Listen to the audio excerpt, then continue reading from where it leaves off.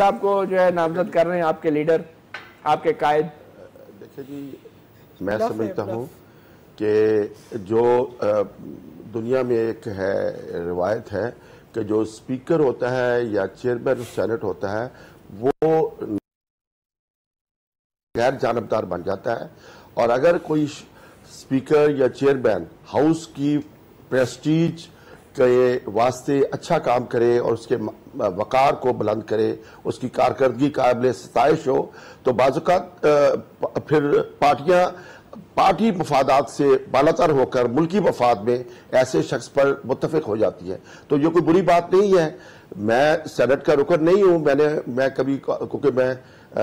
वजीर भी नहीं था इसलिए मैं सेनेट में कभी गया नहीं, लेकिन जो टीवी पर और अखबारों के जरिए मुझे उनकी कारकर्दगी का पता चला तो मैं भी उनकी कारकर्दगी से बहुत मुतअस्सर हूँ। और अगर उनकी काबिल सताइश कारकर्दगी की वजह से उनको समझते हैं कि उन्होंने ऐवान का वकार बुलंद किया है, सेनेट का, पार्लियामेंट का, तो इसमें नॉन पार्टीजन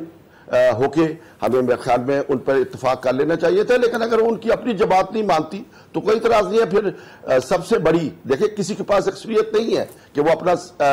चेयरमैन लाए, लेकिन बहुत सारी पार्टियों ने फिर इत्तेफाक राय करना है। अगर दो बड़ी पार्टियों में यानी मुस्लिम लीग सबसे बड़ी पार्टी है और दूसरी बड़ी पार्टी पीपल्स पार्टी है, तो मैं समझता हूं ये नवाज शरीफ साहब के तरफ से बहुत अच्छा जेस्चर था कि उन्होंने दूसरी बड़ी पार्टी को कहा कि आपकी पास एक ऐसी शख्सियत है जो गैर मतनाज़ा है और वह सारी कौम उनकी कारकर्दगी से मुतमिन है, तो उनको अगर बना दिया जाए तो हम इसको पार्टी वफादारियों से बालातर होकर मुल्क और कौम के मफाद में और पार्लियामेंट के मफाद में हम उन पर मुत्तफिक हो जाते हैं। बहुत अच्छा जेस्चर है। इस वैसे आपकी पार्टी की तरफ से उनकी पार्टी रशीद साहब का नाम भी सामने आ रहा है, मुशाहिदुल्लाह साहब का नाम भी आ रहा है, तो